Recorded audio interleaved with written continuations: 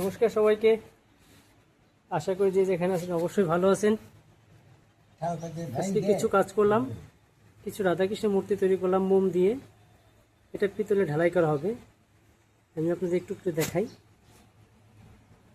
এগুলো হলো ছোট ছোট ছোট রাধাকৃষ্ণ।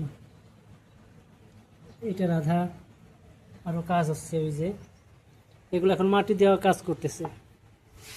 এগুলো মাটি হয়ে গেলে আস্তে আস্তে এগুলো ঢালাই করা হবে।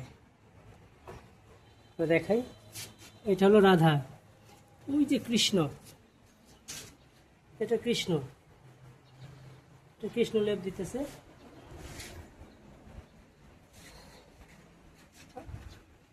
এখানে দুই জোড়া রাধা কৃষ্ণ আছে। আমার ভিডিও যদি ভালো লাগে অবশ্যই আপনারা দেখবেন, লাইক করবেন, সাবস্ক্রাইব করবেন, এমনকি শেয়ার করবেন। ধন্যবাদ।